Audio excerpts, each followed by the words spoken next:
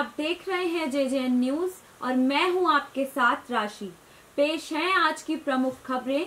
सबसे पहले बात करते हैं हल्द्वानी और उत्तराखंड की। हरिद्वार में अगले महीने शुरू होने जा रहे कुंभ मेले के लिए सरकार ने तैयारी तेज कर दी है।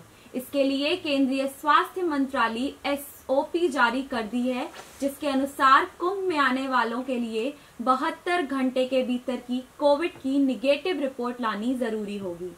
इसके बिना कुंभ मेले में प्रवेश नहीं दिया जाएगा। इसके साथ ही श्रद्धालुओं को श्री अमरनाथ यात्रा की तर्ज पर अपने शहर के निकटतम स्वास्थ्य केंद्र, जिला अस्पताल, मेडिकल कॉलेज की ओर से जारी मेडिकल प्रमाण पत्र भी लाना होगा। मेले में केवल उन्हीं स्वास्थ्य कर्मियों की ड्यूटी लगाई जाएगी जिन्हें कोविड से बचाव की वैक्सीन लग चुकी है। मेले में आने वाले लोगों को उत्तराखंड सरकार की वेबसाइट पर पंजीकरण भी कराना होगा। हल्द्वानी लिपटा घने कोहरे में। प्रदेश के कई हिस्सों में आज बारिश बर्फबारी के आसार हैं। मौसम विभाग के अनुसार पर्वतीय इलाकों में बर्फबारी और मैदानी इलाकों में हल्की बारिश व कोहरा रहने के आसार हैं। देहरादून मौसम विज्ञान केंद्र के निदेशक विक्रम सिंह ने बताया कि उधम सिंह नगर जिले में कहीं कहीं आंशिक से मध्यम कोहरा छाने के अलावा शेष कुमाऊं में जनवरी का आखिरी सप्ताह शुष्क बीतने वाला है। रविवार को तापमान में थोड़ी कमी आई है, लेकिन मंगलवार से तापमान सामान्य रहने के आसार बन रहे हैं। उत्तराखंड में राष्ट्रीय बालिका दिवस पर हरिद्वार की सृष्टि गोस्वामी को एक दिन के लिए उत्तराखंड की मुख्यमंत्री बनाया गया। सृष्टि ने कहा है कि वह राजनीति में आना चाहती हैं। बतौर मुख्यमंत्री उन्होंने समीक्षा बैठक में पुलिस अधिकारियों को बाल अपराधों पर लगाम लगाने को कहा। सृष्टि ने कहा है कि प्रदेश में महिलाओं को सुरक्षित माहौल मिलना जरूरी है। सृष्टि गोस्वामी हरिद्वार जिले के बहादुराबाद विकासखंड के दौलतपुर गांव की रहने वाली हैं। वह रुड़की के बीएसएम पीजी कॉलेज की बीएससी एग्रीकल्चर की छात्रा हैं। उनके पिता प्रवीण पुरी दौलतपुर गांव में किराने की छोटी सी दुकान चलाते हैं। सृष्टि की मां सुधा गोस्वामी आंगनबाड़ी कार्यकर्ता हैं और उनका छोटा भाई श्रेष्ठ गोस्वामी कक्षा 11 का छात्र है। सृष्टि 2018 में बाल उत्तराखंड विधानसभा में बाल विधायक भी चुनी जा चुकी हैं। साल 2019 में सृष्टि गर्ल्स इंटरनेशनल लीडरशिप के लिए थाईलैंड में भारत का प्रतिनिधित्व भी कर चुकी है। उत्तराखंड के चंपावत में 10वीं की छात्रा निकिता ने एक दिन के लिए डीएम का कार्यभार संभाला। एक दिन के डीएम के रूप में चयनित होने के बाद निकिता ने कहा कि वे गौरवान्वित महसूस कर रही हैं। उन्होंने कहा है कि अब वे सच में एक आईएएस अफसर बनने के लिए जी तोड़ मेहनत करेंगी। इसके लिए निकिता को डीएम सुरेंद्र नारायण पांडे ने सम्मानित किया। उत्तराखंड के लिए अच्छी खबर यह है कि 24 घंटे में मिले केवल 54 कोरोना संक्रमित मरीज मिले हैं। 10,499 लोगों की कोविड जांच के बाद इतने मरीज मौत है। इनमें नैनीताल जिले में 23, देहरादून में 15, हरिद्वार में 10, उधम सिंह नगर में 2, चमोली, चंपावत, टिहरी, पिथौरागढ़ जिले में 1-1 संक्रमित मिला है, जबकि अल्मोड़ा, बागेश्वर, पौड़ी, रुद्रप्रयाग व उत्तरकाशी जिले में कोई संक्रमित नहीं मिला है। इसके साथ ही 24 घंटों में प्रदेश में 2 कोरोना मरीजों की मौत हुई है। इसमें एम्स ऋषिकेश में 1 और हिमालयन अस्पताल में 1 मरीज ने दम तोड़ा। एक अच्छी खबर यह है कि जोशीमठ में आज से हिमालय दर्शन के लिए हेलीकॉप्टर सेवा शुरू कर दी गई है। चमोली में जोशीमठ के रविग्राम स्थित हेलीपैड से 25 जनवरी से हिमालय दर्शन के लिए हेलीकॉप्टर सेवा शुरू हो जाएगी। रविवार को रविग्राम में हेलीकॉप्टर भी पहुंच गया है। हेरिटेज एविएशन हवाई सेवा के अनुसार हिमालय दर्शन के लिए प्रति व्यक्ति 3,000 रुपए टिकट है और एक समय में 5 पर्यटक बैठाए जाएंगे। हरिद्वार में स्थित 16वीं शताब्दी के 2 मंदिरों को फर्जी दस्तावेज के जरिए बेच देने का मामला सामने आया है। इन दिनों मंदिरों को बेचने के आरोप मां बेटे पर लगे हैं।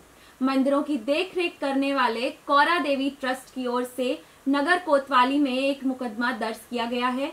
ट्रस्ट के सचिव विशाल शर्मा ने मोहित पुरी और उनकी मां पुष्पा पुरी पर लाखों रुपए में दोनों मंदिरों का सौदा करने के आरोप लगाए। विश्व प्रसिद्ध पूर्णागिरि मेला 30 मार्च से शुरू हो रहा है। मेले में मुख्यमंत्री त्रिवेंद्र सिंह रावत को मुख्य अतिथि बतौर आमंत्रित किए जाने की योजना है, जिसके लिए स्थानीय विधायक और प्रशासन रणनीति भी तैयार कर रहे हैं।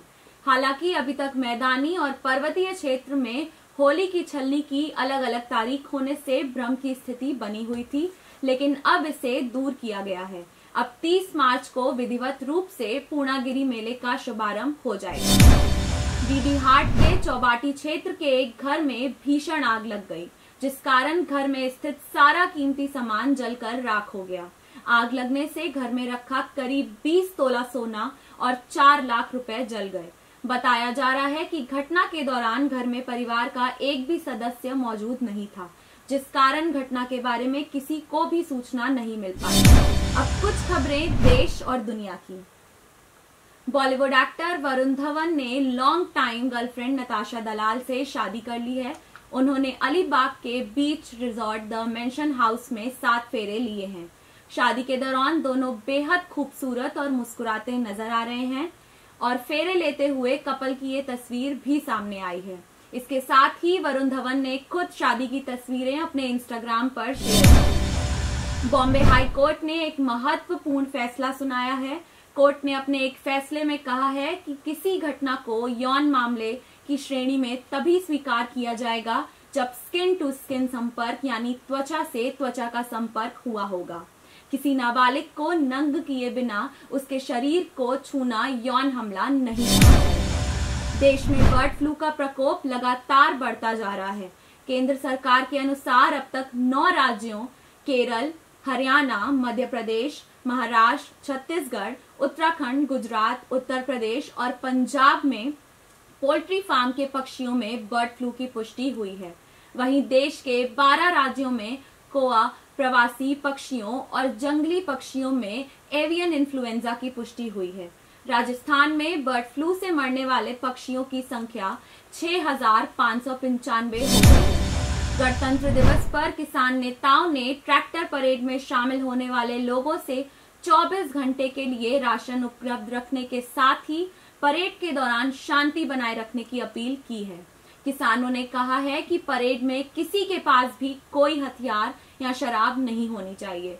परेड के लिए 3 स्थान तय किए गए हैं और परेड के दौरान किसान नेता अपनी कार में सबसे आगे चलेंगे। प्रत्येक ट्रैक्टर पर तिरंगा झंडा भी है। प्रधानमंत्री राष्ट्रीय बाल पुरस्कार के लिए इस साल 32 बच्चों का चयन किया गया है।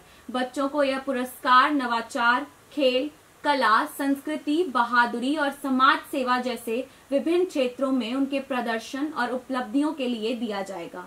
महिला एवं बाल विकास मंत्रालय ने 21 राज्यों और केंद्र शासित प्रदेशों के 32 जिलों से इन विजेताओं को चुना है। प्रधानमंत्री नरेंद्र मोदी आज इन बच्चों से वीडियो कॉन्फ्रेंसिंग के जरिए बातचीत करेंगे।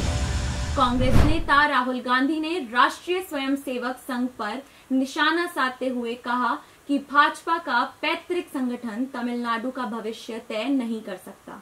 इसका फैसला राज्य की जनता और इसके युवा करेंगे। गांधी आरोप लगाए हैं कि प्रधानमंत्री नरेंद्र मोदी को एक भ्रम है और वह सोचते हैं कि वह तमिलनाडु सरकार को धमका सकते हैं तो वह राज्य के लोगों को भी नियंत्रित कर सकते हैं। अभी की इन मुख्य खबरों में बस इतना ही। बने रहें JJN न्यूज के साथ। नमस्कार।